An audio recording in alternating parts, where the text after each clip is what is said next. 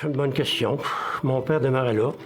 Puis j'avais mon frère Richard qui demeurait aussi. Ma soeur demeure à Poulaire aussi. Donc, c'est une des bonnes raisons, j'imagine, que je sais qu'on a déménagé là.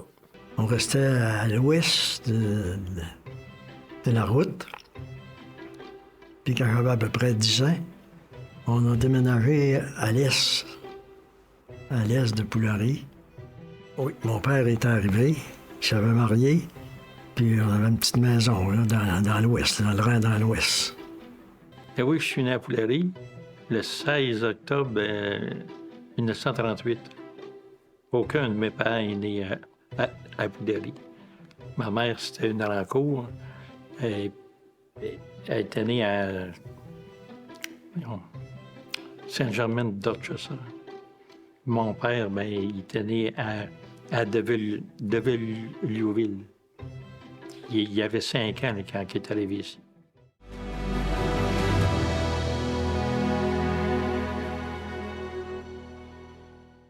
Ah, il y avait un comité de femmes, il y avait 5-6 femmes. Là, il disait ça, il dit Jean-Guy, il organise toutes les affaires pour les gars, puis il fait rien pour les filles. Là, ils ont décidé de me rencontrer. D'un coup, il y avait Madeleine Bergeron, Diana Bruno, Gaby. En tout cas, il y avait 5-6 femmes.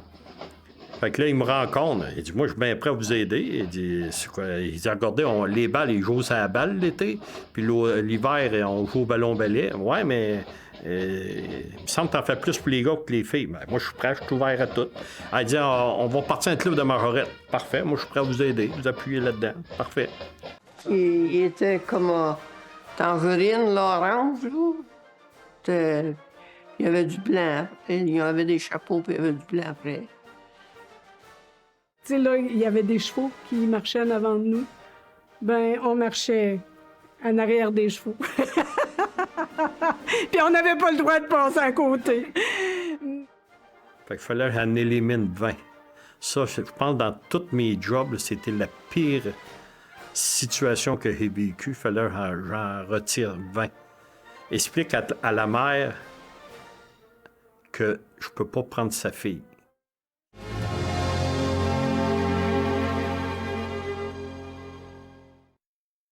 À un moment donné, il y en avait un qui avait un gars de Macamic, un petit gagné, tech. Puis il se mettait un gilet bien épais, puis c'était un gars bien costaud. Puis lui, c'était un coq, là, il tirait au poignet. Là. Puis on allait à l'école ensemble. À un moment donné, moi, j'étais avec Régent. On passe pas loin de ce monsieur-là, Gagné. Puis lui, il était à sa table de tir au poignet, il se tenait tout le temps là, il tirait tout le monde. Fait que là, il dit « Hey, Grenouille! » Grenouille, ça, c'était Régent, ça, parce que c'est grenier. Il l'appelait Grenouille. Il dit « Hey, Grenouille! Il vient tirer au poignet! » Mon Régent, il vient roux comme un chose. Fait que là, il fait semblant de pas comprendre. Il dit « Hey, Grenouille! » Puis là, il tiraillait après.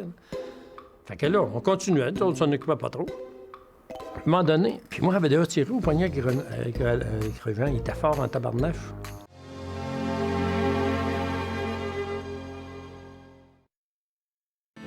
En 1963, je peux te dire la date, mes enfants me trouvent tannant avec ça, le 30 juin 63, vers 6h30, 7h le soir.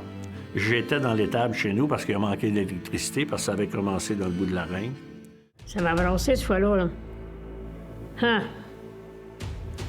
Le ciel était d'une espèce de jaune affreux.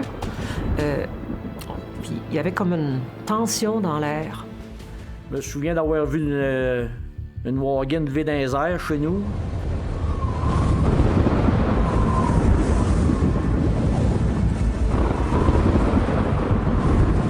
Je me souviens qu'avec mon père, on a parti en auto, puis on a fait le tour des rangs pour voir là, tous les dégâts qu'il y avait eu partout. Là, puis,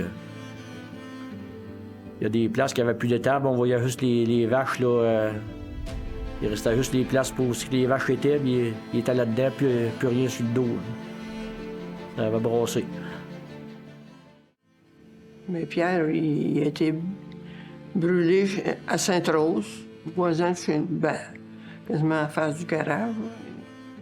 On n'avait pas d'électricité, puis mon mari avait installé un petit moteur à gaz pour pouvoir donner un peu de gaz au monde. C'est ça c'est là que ça allait arriver sur cette affaire-là.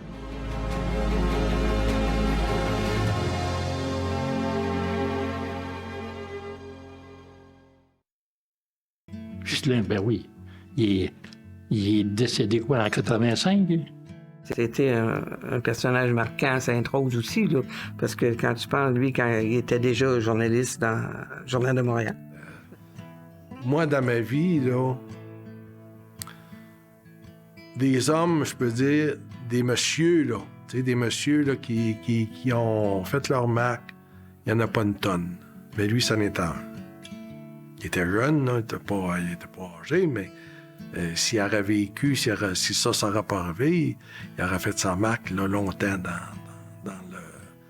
dans le public, là, au niveau de la communication. Puis, ça m'a pris un bout de temps à me mettre dans la tête qu'il était décédé puis je ne le verrais plus. Là. Tu sais, je veux dire, exceptionnellement, on était 8 porteurs. Et puis, moi, je peux dire que j'étais le gringalet de la gang. Là. Je veux dire, il y avait des gars, Guy Lafleur, Wilf Paiement, Sylvain Turgeon, Claude Raymond. Tu sais, je veux dire, il y avait des gars de différents sports, différentes organisations. Et puis, même si on était 8, là, on a trouvé ça lourd. C'était lourd ici, puis lourd, c'était vraiment dur, vraiment. Mais ça fait que c'est quelqu'un qu'on ne peut pas oublier. Le Canada, samedi 22 mai 1937. La petite Lambert, de Sainte-Rose-de-Poulary, est disparue depuis le 14 mai.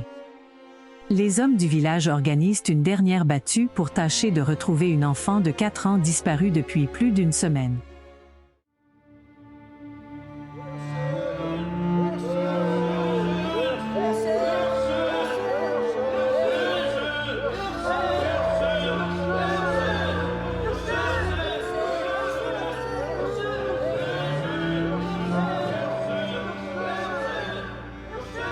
Ça, j'en ai beaucoup entendu parler parce que, comment dire, ça avait bouleversé finalement la paroisse. La vérité, je la sais pas. Oui. Après que j'étais mariée, et les autres, ils restaient, la famille Lambert restait en face de moi. Oui, on a tous suivi ça. Oui. C'était pas drôle, là, quand elle a parti. C'était notre âge, peut-être. Mon père était allé bûcher du bois. Il était à environ 10h30 de l'avant-midi. Et puis, là, Jean-Marie demande à maman d'aller trouver papa. Fait que là, maman les a habillés, Jean-Marie et Ursule. Puis, Jean-Marie s'est rendu trouver papa. Puis, Ursule s'est jamais rendue. Papa savait pas que Jean-Marie avait Ursule avec lui.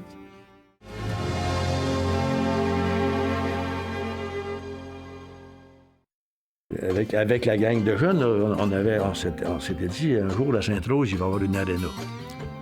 Mais pour avoir une aréna, ça prenait de l'argent. Notre espoir premier était de faire un dôme par-dessus la patinoire pour être à l'abri. Le bal des foins, c'est sûr que c'était une grosse fin de semaine pour Poulary.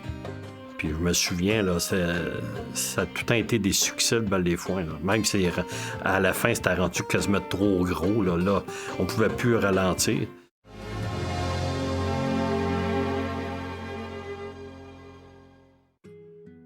Ah oui, moi, j'ai tout le temps aimé ça. J'ai jamais changé de place. J'ai tout le temps travaillé presque en Ontario. Ouais. Mais j'ai tout le temps resté ça. J'ai aimé ça vivre à Poulary, oui.